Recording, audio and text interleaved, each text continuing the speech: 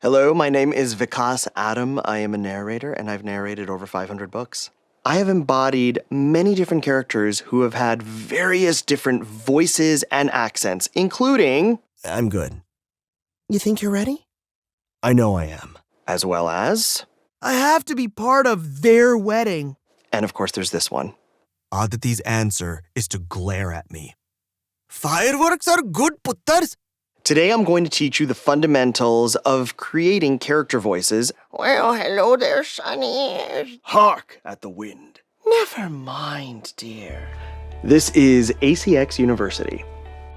Narrating is going to be a little different from other forms of acting simply because everyone is only going to hear your voice. They're not going to see what you do with your body. They're not going to see how you look. So you have to communicate an entire story with just your voice. However, having a background in acting really comes in handy because you're able to break down the script. When it comes to voicing characters, your job as a narrator, first and foremost, is to communicate the author's intent with the story. Focus on the qualities of the character. Every narrator is going to be different. Some narrators are going to be more adept at creating distinct character voices that may go into higher pitches or lower parts of their vocal range, and they'll be able to do it with no issue. When it comes to playing an age, you don't have to worry so much about it being associated with a certain pitch. I could play an older man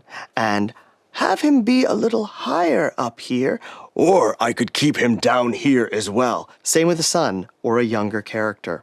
We can keep him up here if we want, or maybe he's a little deeper. When you are voicing a character of the opposite gender, it can be really, really daunting. If you are male identifying and you tend to have a naturally deeper voice, the fear may be that you have to go into a falsetto. However, think more about the qualities of that character. Perhaps they're going to be a little more silent, a little more soft-spoken. Perhaps you can find that quality to emphasize as you're voicing them, versus someone who is going to be a little more rigid and focused on what they are trying to get or communicate. If you're so focused on the right pitch and you're focusing on how does this voice sound as I'm saying it, then you're missing the opportunity to live in the character as you are saying those lines. So it would be a stronger choice to not have a character voice and connect to those lines than it is to have a brilliant voice that's cool and fun and out there and not connect to what is being said on the page. So something I particularly look for with each character is what archetype do they fill? What's an archetype? Okay, an archetype is a universal idea or an image. It's not a stereotype.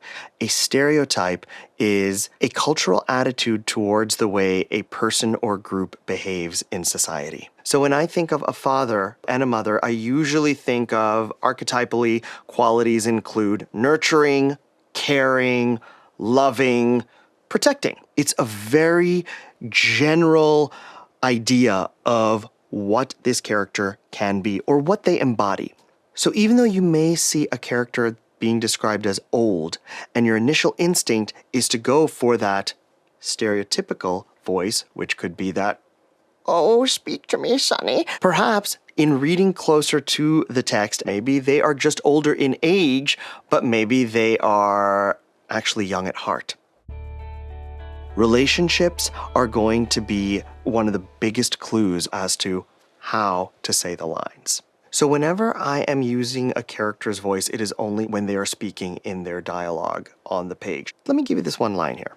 If I were to give you the line, "You look beautiful," and if you were saying that to your mother, whom you love very much, you would probably say, "You look beautiful." If you were saying it to a significant other, on your wedding day, "You look beautiful." Now, if you're saying it to your enemy, "You look beautiful." The three different ways that I said, "You look beautiful," you look beautiful. You look beautiful.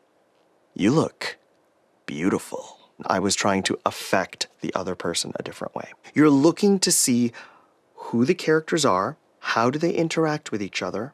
How do they affect each other? Whether certain characters affect the other differently. And if so, at what points and when?